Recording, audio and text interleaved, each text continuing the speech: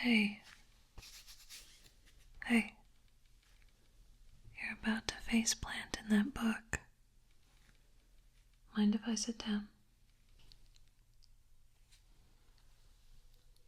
Sorry. The other computers are all being utilized, or I wouldn't have disturbed you.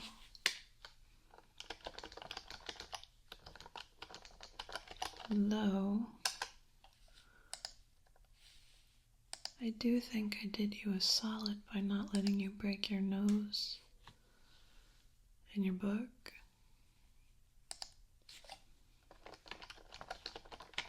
No, I understand. I can fall asleep anywhere. I fell asleep on a boat once, on a bench, at a baseball game.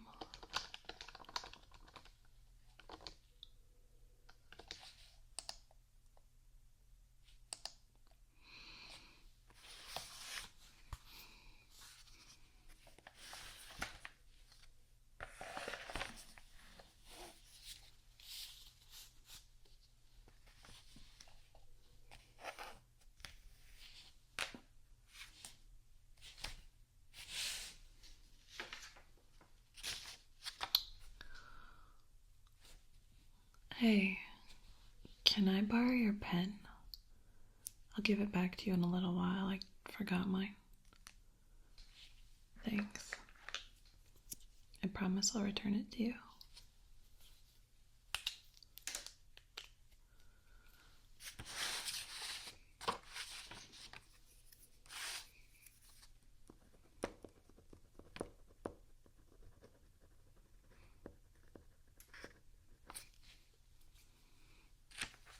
Your pen writes well.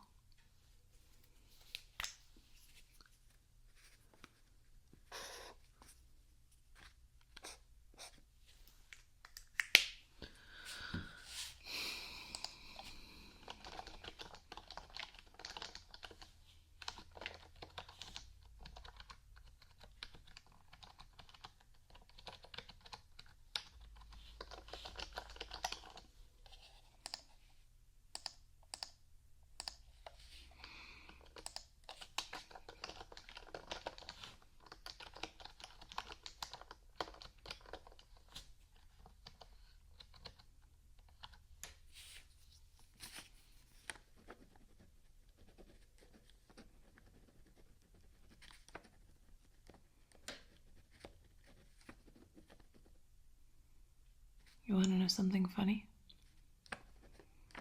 You ever hear the name Billy West? He did the voice of Ren from Ren and Stimpy. He did Fry, Farnsworth, and what about Zoidberg?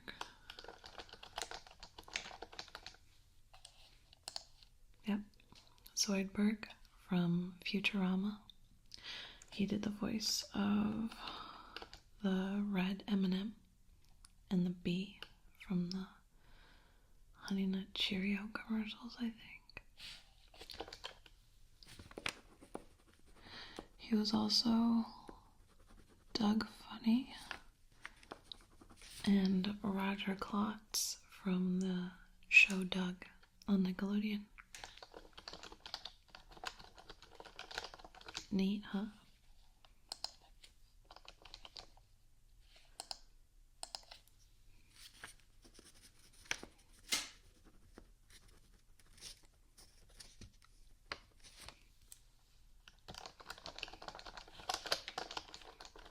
I like to know stuff.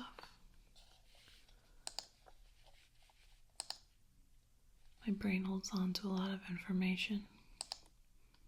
It's like a quiet library of revenge and cat facts. I love cats. I love every kind of cat. I just want to hug all of them, but I can't. I can't hug every cat.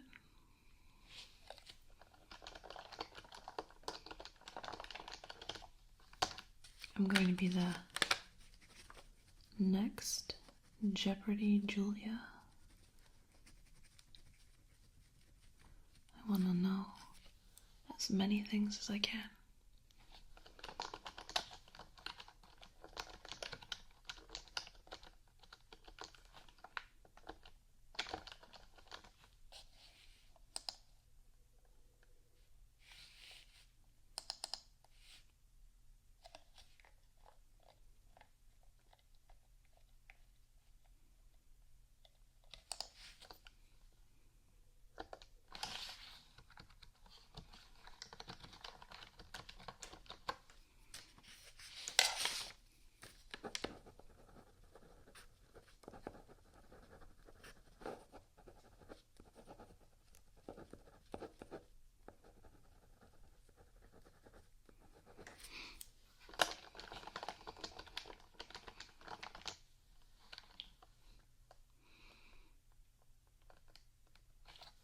What you got there? Can I take a look?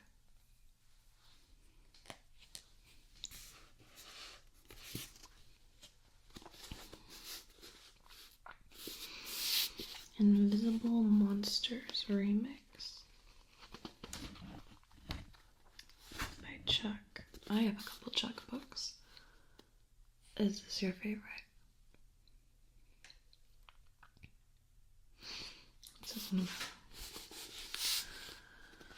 Injected with new material and a topsy-turvy structure, this revised director's cut turns into a daring satire on beauty and the fashion industry into an even more wild reading experience, fulfilling Chuck's original vision of the novel. On this thrill ride, we meet a fashion model who leads a charmed life until a sudden accident leaves her disfigured and unable to speak. Enter Brandy Alexander, Queen Supreme, who will teach her nothing is ever quite what it seems.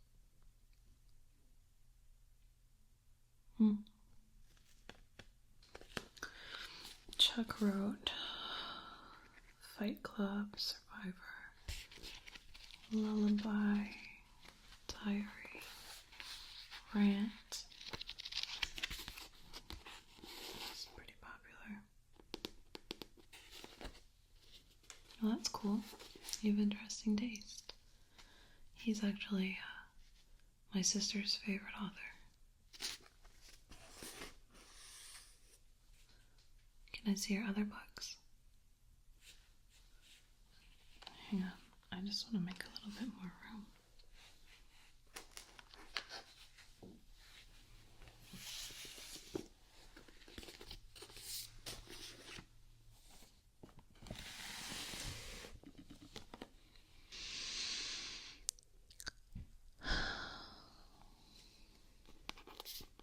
What do we have here? Winter Girls. Has a really pretty cover. I like the holographic detailing around the edges. Is that why you picked it? Oh, let's see. Leah and Cassie are best friends. Winter girls frozen in fragile bodies. Competitors in a deadly contest to see who can be the thinnest. But then Cassie suffers the ultimate loss, her life. And Leah is left behind, haunted by her friend's memory and feeling guilty for not being able to save her.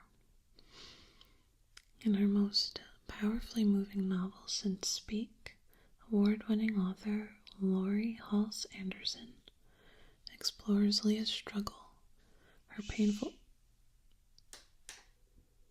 path to recovery, and her desperate attempts to hold on to the most important thing of all, hope. A fearless, riveting account of a young woman in the grip of a deadly illness, New York Times Book Review said.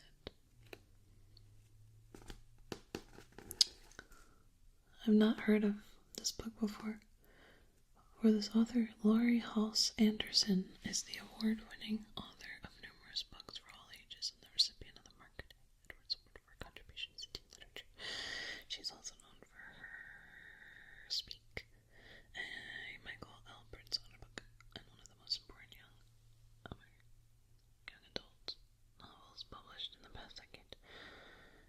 Visit Laurie online. Well, that seems really interesting. Whoa. The cover says, "You're not dead, but you're not alive. You're a winter girl." That is pretty morbid, I gotta tell you. It's pretty interesting to me, though. Can I see what else you have? Here, take that. Oh, this one's big.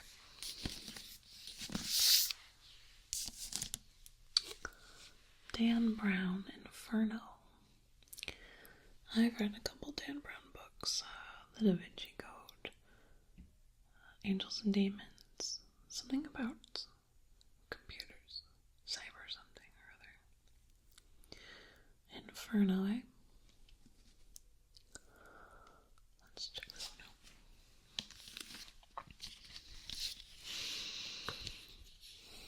I love the smell of books.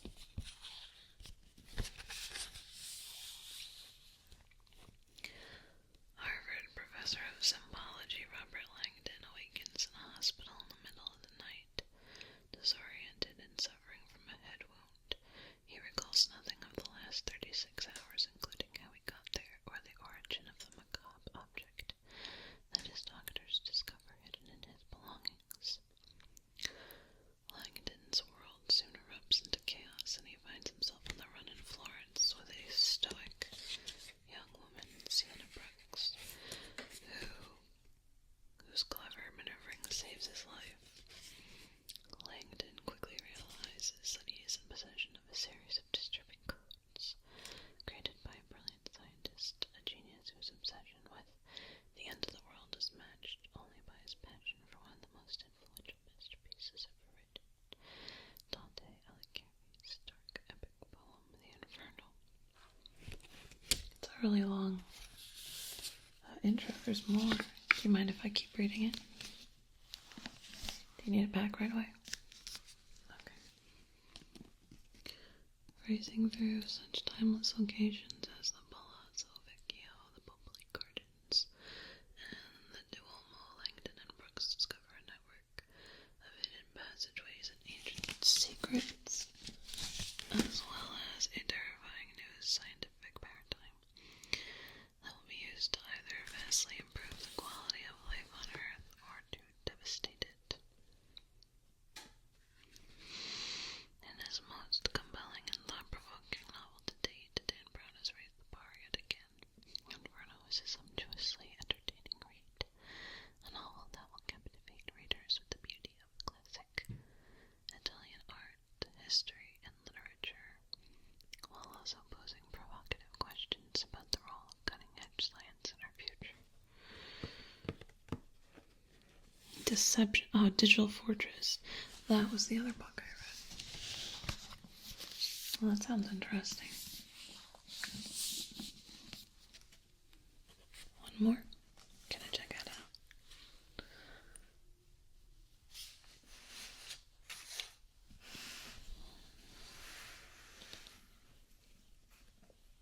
Oh, hold on a second. Let me just get some more written down. Hold that thought.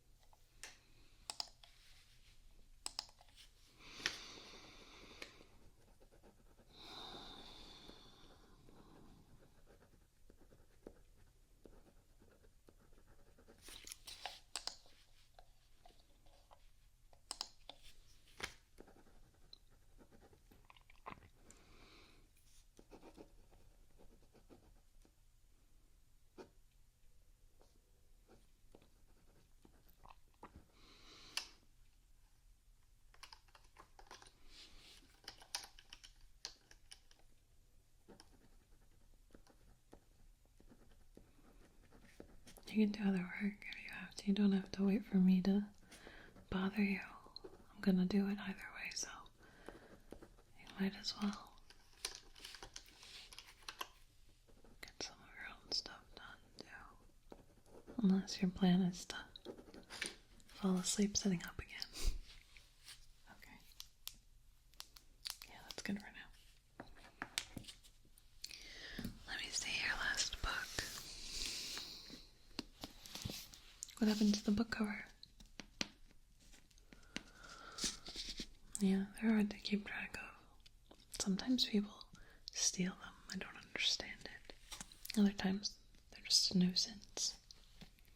So we have Women Who Kill. That is interesting. Is that why you took the book sleeve off? So people wouldn't know what you're reading. Let's see what we got here. Agrippina, Ma Parker, Elvira Barney, Lizzie Borden.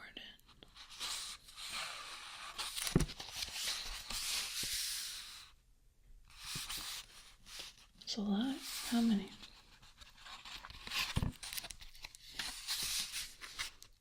2, 3, 4, 5, 6, 7, 8, 9, 11, 12, 13, 14,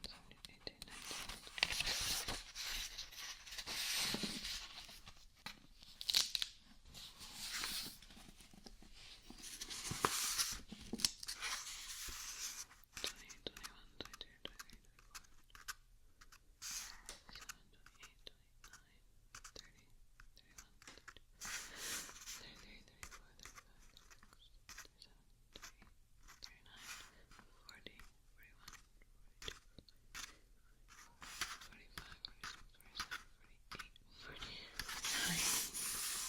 18, 19. 49 female murderers.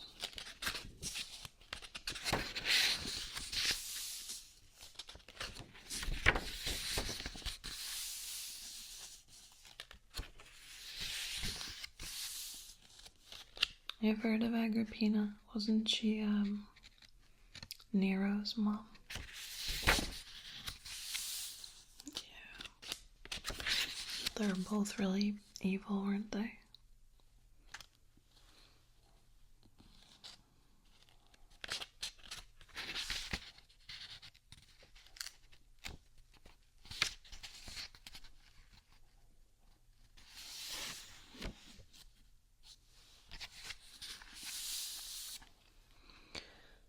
There was only one major feat left for her to perform to get rid of her husband and have her son proclaimed emperor.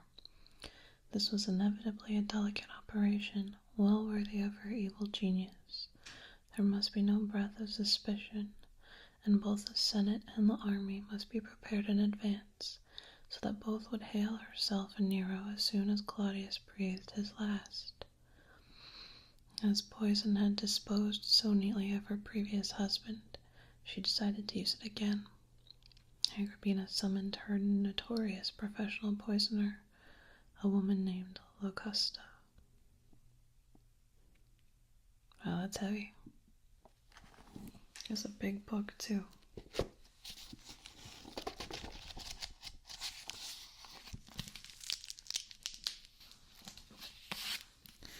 Here you go.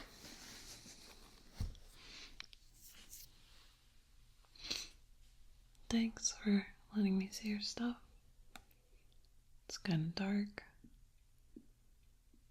I have some dark stuff too, if you're curious. But, I mean, it's dark. I can show you.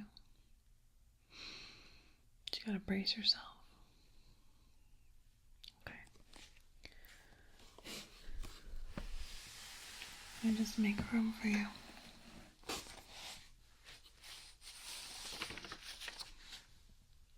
Are you sure you wanna? Alright.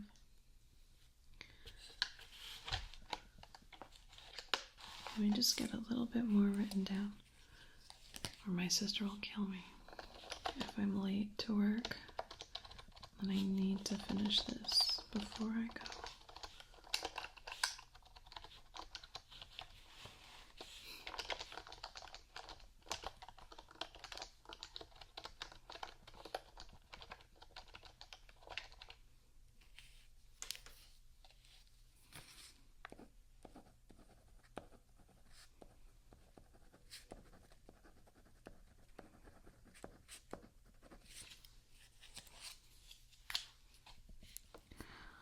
I have an orange highlighter.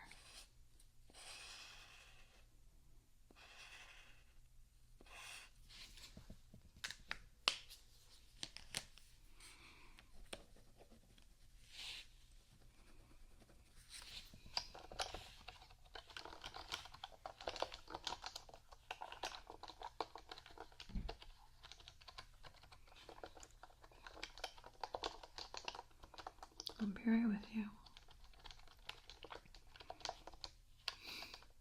I'll give you time to reconsider.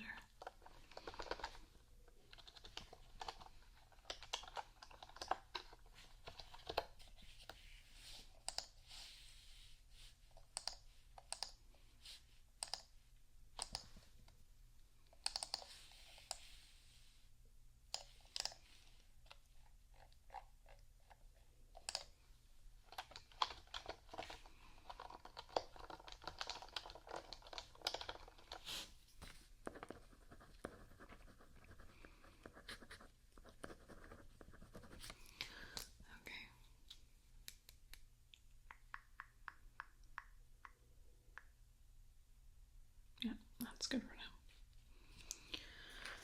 So let me show you what I have.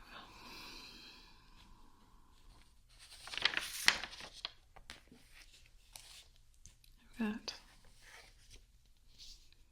Curious George Visits the Zoo. Have you ever heard of the Curious George books?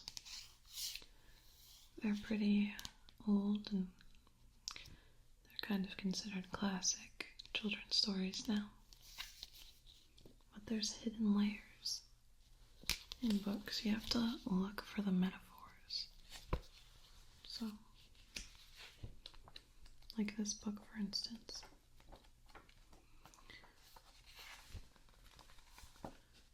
George is a monkey, if you don't know.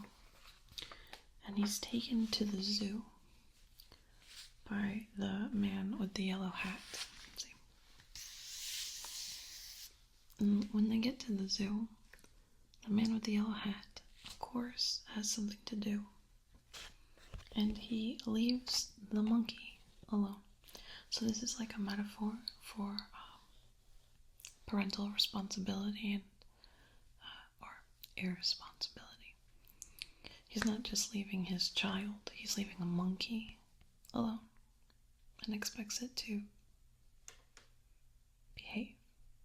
It's nonsensical. So of course the monkey doesn't, and he follows the man who coincidentally has a bucket of bananas.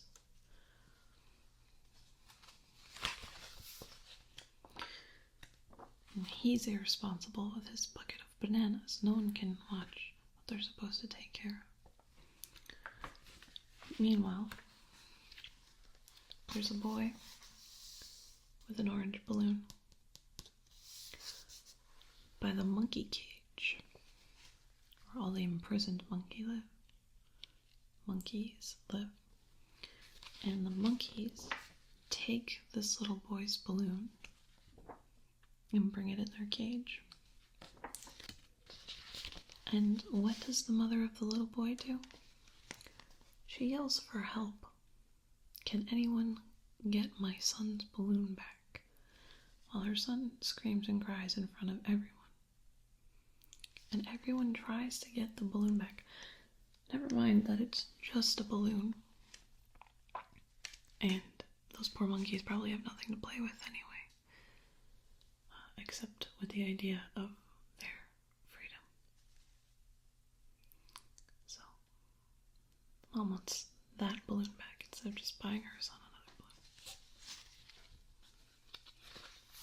And here comes George, the free monkey. He just rubs it in all the monkey's faces. And he climbs the top and he takes the balloon and he exchanges the bucket. Oh no, not even the whole bucket of bananas. A few bananas with the monkeys.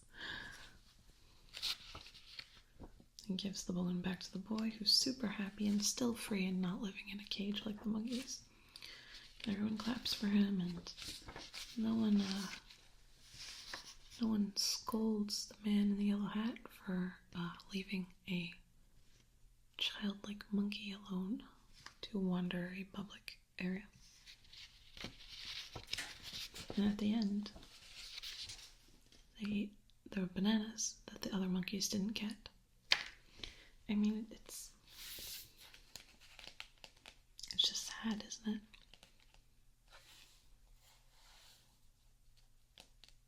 It's selfish. So that's number one. How'd you do with it? Too much for you? You want to see the rest of what I have? Okay. Then we have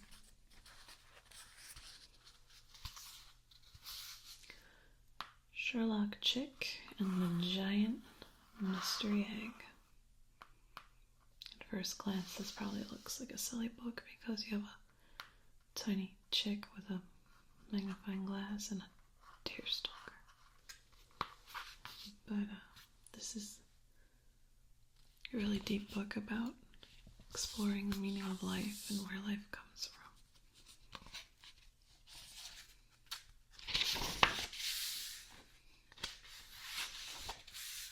I'll prove it to you. So, Farmer Jones gets a package, it's a big box, and this little chick wants to know what's in it. He calls over his friends who look like 1920s gangsters who are about to play dice in the street or something.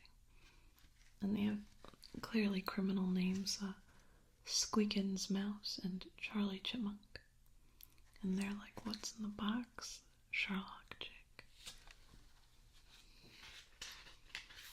So they end up opening the box, and Sherlock Chick calls his mom, and it turns out to be a giant egg. Egg, symbolic of life.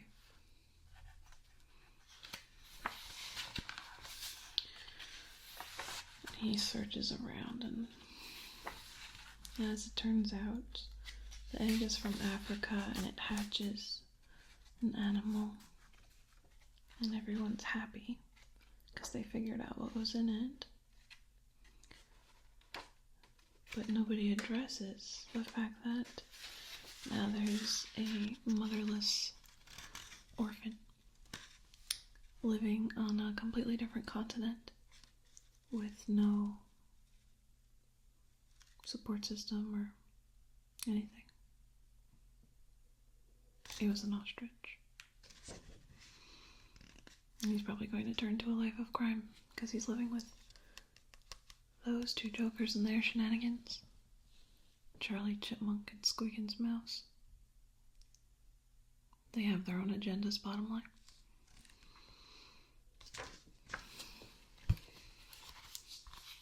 In the back is a box. Another symbol of imprisonment, like the monkeys in the cage.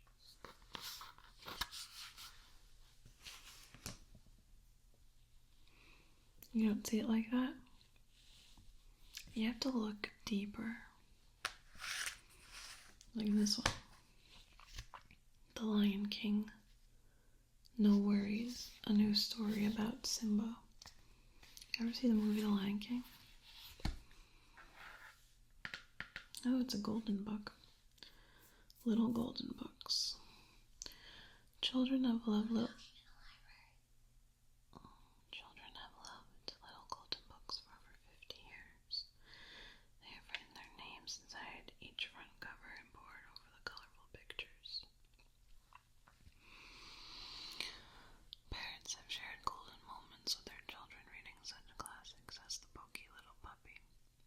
Thanks to happy hours spent with these books, many children have developed a lifelong love of reading.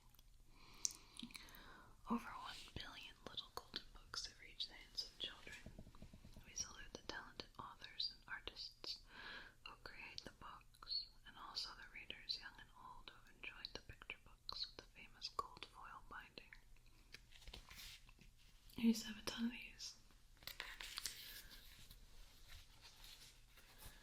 So, this might be a little jarring to you. The first page, we find out that Simba, Pumbaa, and Timon live in a place with carcasses of bugs that are surrounded by dead bodies, and they don't want to clean it up. So they decide to leave their house and go look for a new house instead of cleaning up. But let's address the fact that they're living amongst countless massacred beetle shells. I mean, it's just horrific. And they go on all these adventures looking for a new home, and of course none of them work out.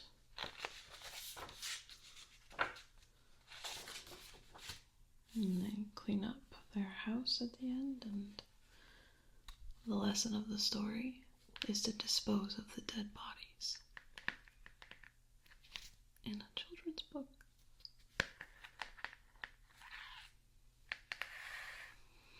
I've been studying up on children's literature.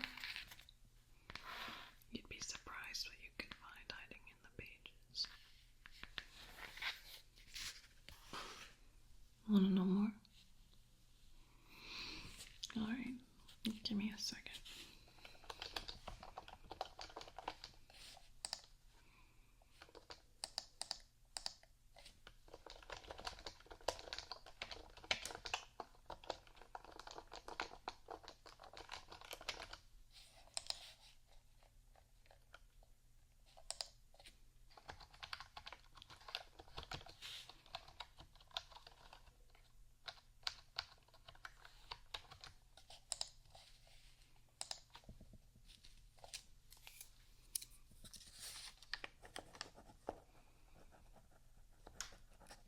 Did you know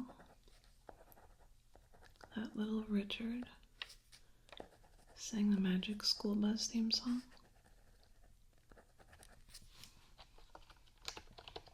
It's true.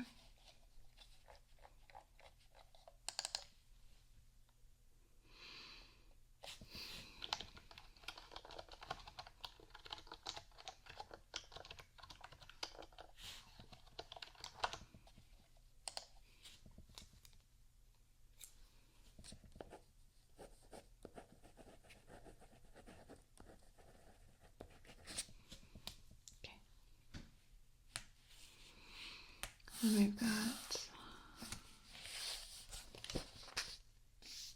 Higgity Peg.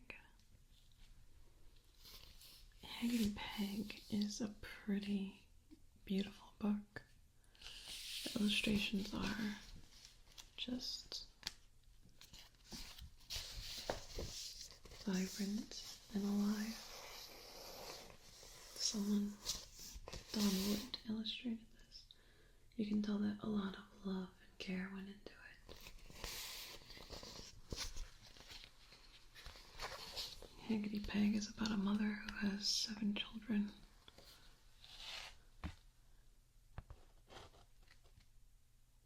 She names them all after days of the week.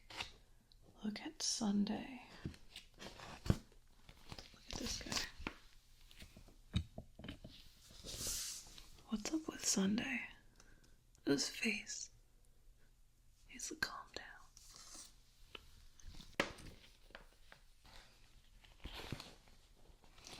So she leaves 7 children alone in a house in the country to go to the store instead of bringing her kids with her. And of course stuff is gonna happen. And what happens is a witch comes and she wants to come in their house. And the kids are like, Nah, our mom wouldn't like that. So she offers them gold if they will let her in and light her pipe. So the children let this woman in. They take some straw and they light it on fire and they run around their house with it trying to light her pipe. Not only is this incredibly irresponsible on the mother's part for leaving them, but they're running around with fire. I mean, really. So the witch turns the kids into food. Mom comes home with all her stuff.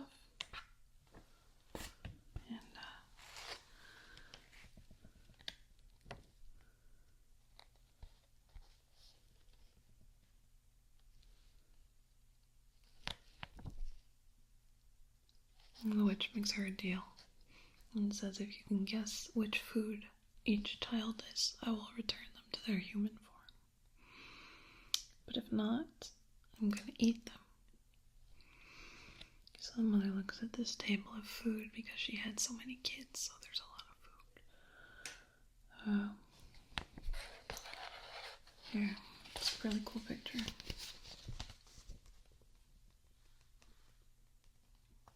See, there's the mother, there's Higgity Peg, and each food is a child.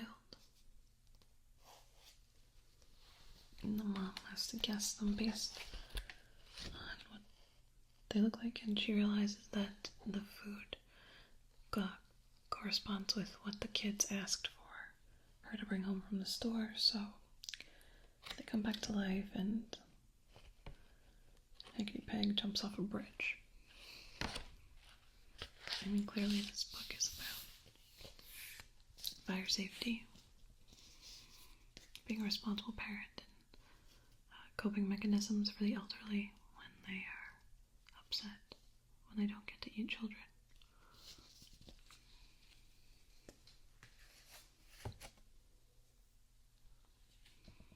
I have some more if you want to hear. Oh. Yeah, I really can't do anything with these nails. My sister makes me wear them. We work at a spa together. It's good for business, she says.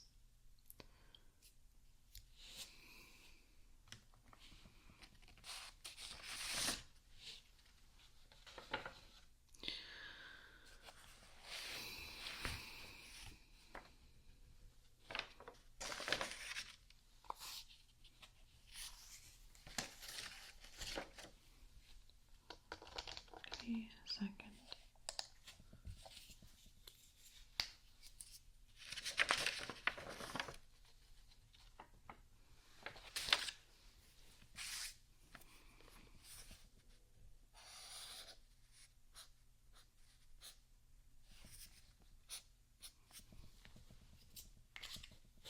Are you good at multitasking? I'm okay.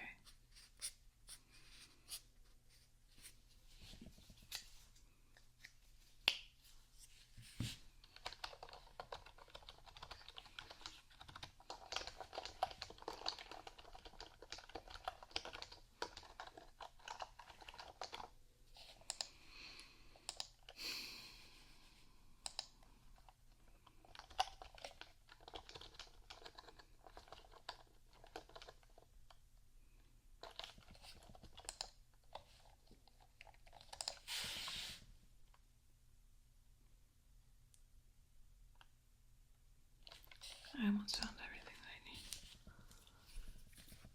Your pen writes really, really well, by the way.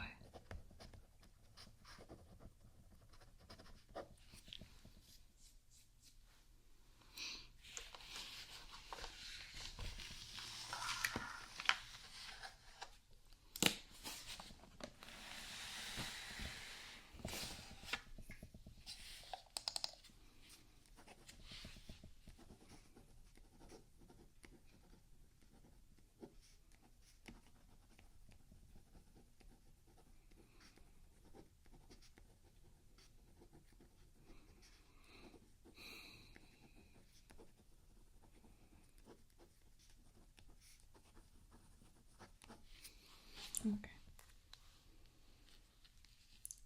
The next one.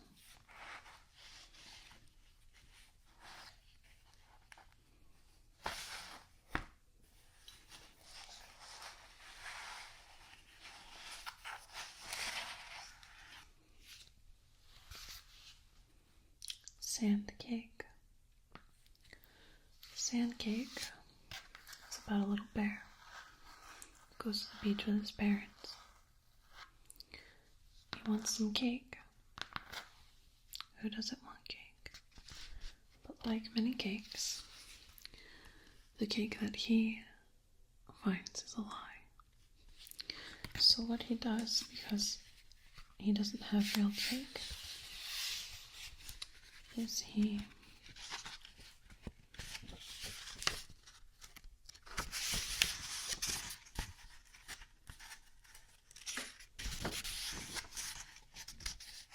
asks his dad what cakes are made out of, and the dad says eggs from a chicken, milk from a cow, and flour from wheat.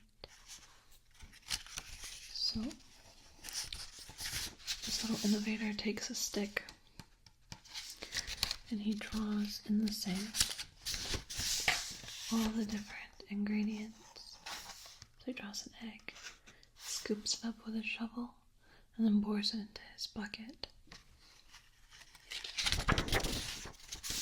I do the same for wheat.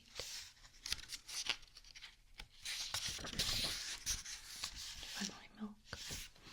And so, together they make a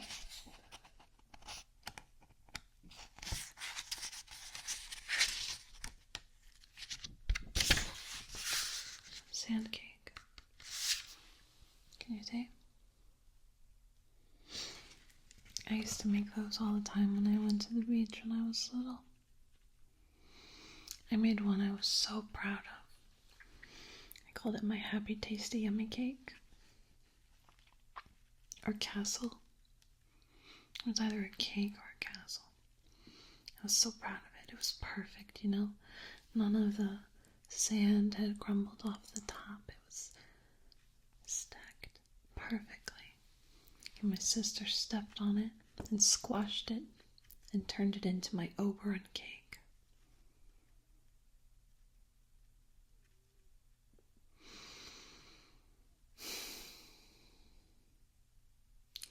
So this bear makes a cake that's a lie. And at the end, his mom makes him a real cake. So what's this book about? This book is about the futility of hard work. If the only way to success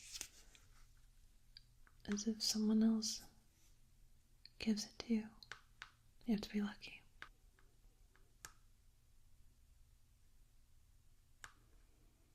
Or you're just eating sand. It's very depressing. You don't see it that way?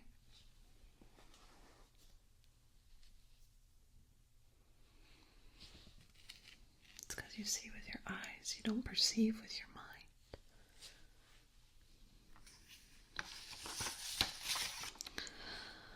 Then what else do we have? Sylvester and the Magic Pebble. It's a classic book. It's about a family of donkeys. The son's name is Sylvester. He finds a magic pebble.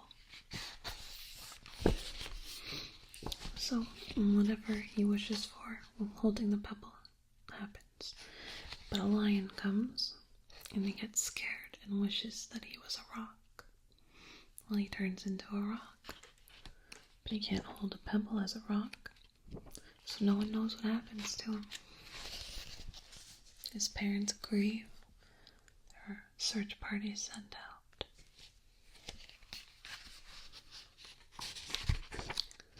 A lot of time goes by. No one can find Sylvester.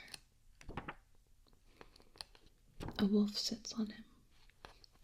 Seasons go by. And one day his parents come home. One day his parents come home. Oh, to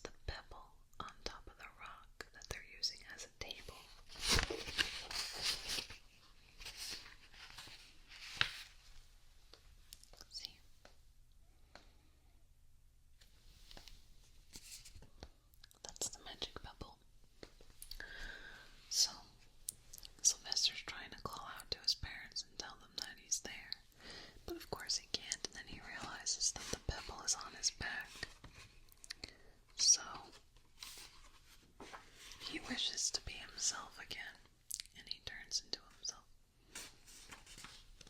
And they're very, very happy. And at the end, they're together. So what's the lesson in this story? Or the hidden meaning?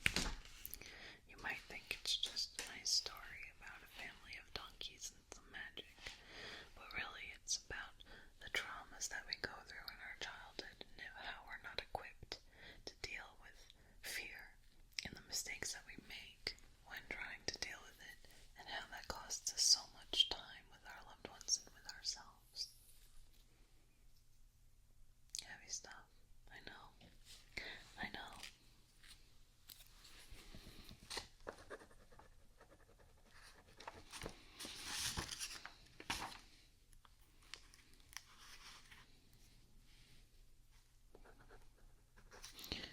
Then I have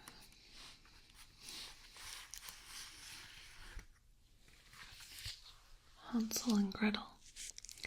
Look at these two soulless children. Right?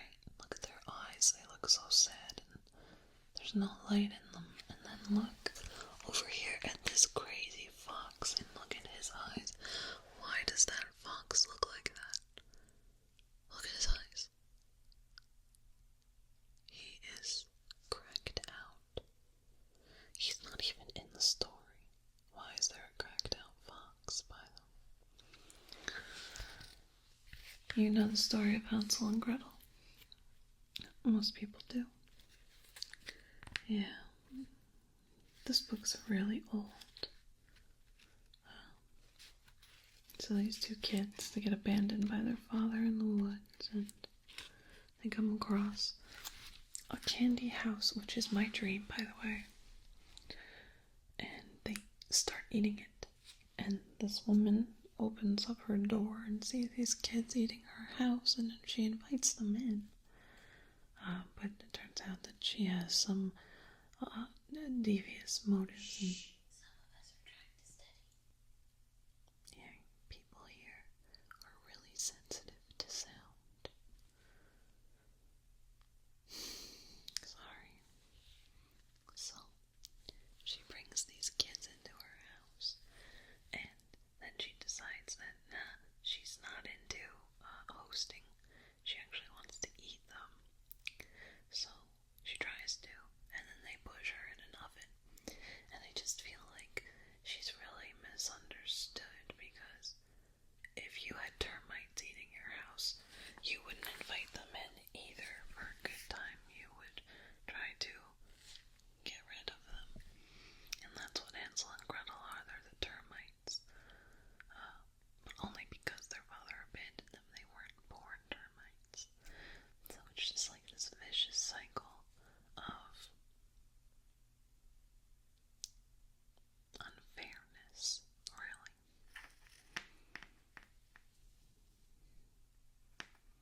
Nobody wins, except for Hansel and Gretel and the dad, who originally abandoned them because they take all her money after they kill her. Never thought of it that way, did you? They loot her house.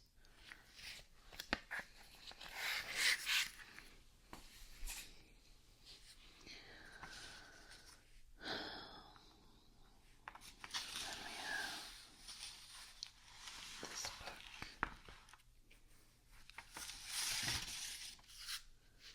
Little Cloud. This is another book where the hero really isn't a hero, and the villain really isn't a villain. This is Mean Mountain. Mean Mountain has a big nose, as you can see, and behind him is a valley, and Little Cloud sees the valley, and he sees that the valley is dry. So he's like, hey, can you do something about this mountain? And the mountain's like, go away.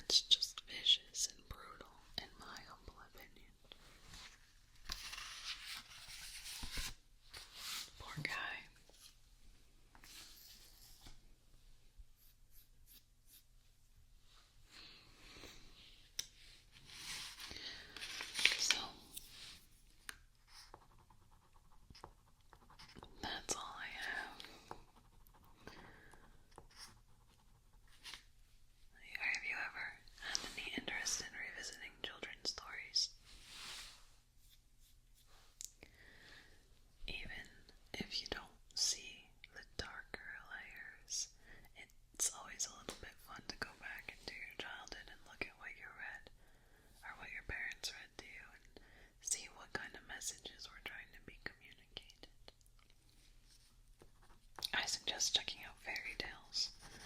A lot of fairy tales have really sketchy origins. Like the original stories, such as Cinderella, I believe was about foot binding. Is that correct? And the Little Mermaid was really gruesome, the original Little Mermaid. So it's kind of interesting. And you can bet, there'll be some arbitrary questions on Jeopardy if you're ever thinking of going. That'll be about literature and things like that. That's why I'm interested.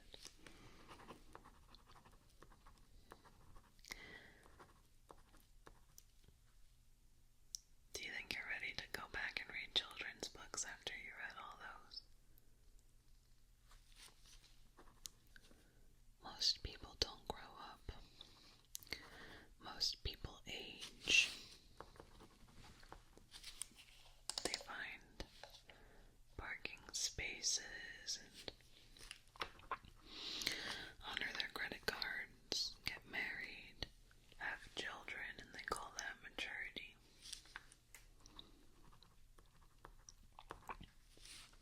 What that is aging. Pick up a children's book. You never know what you'll find. Anyway, I better get back to work. Oh, I didn't tell you. I work here, part-time.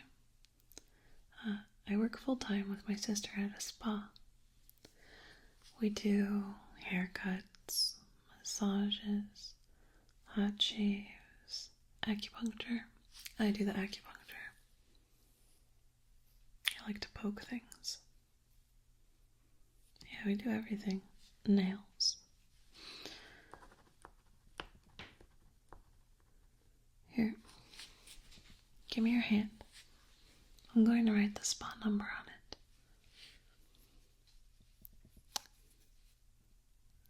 I want you to call it, give us a ring, and make an appointment. Tell my sister that I gave you a free spa service. It doesn't matter what it is. She'll probably answer the phone. She has a really high voice. It'll sound like that. Thank you for calling Twin Feather Spa. Like that. So you'll know if it's me or her. Yeah, her voice is really high. Even though she's had it her whole life, I think it's fake. So tell her that I referred you, and you should be good to go. Here's your pen back. Thanks for letting me borrow it. Try not to fall asleep at the table again. It was nice to meet you. Take care. Can you see anything in it? It's alright. If you could, there'd be no reason for you to be here today.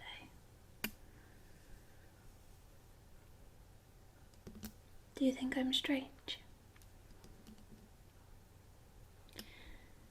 People are strange when you're a stranger.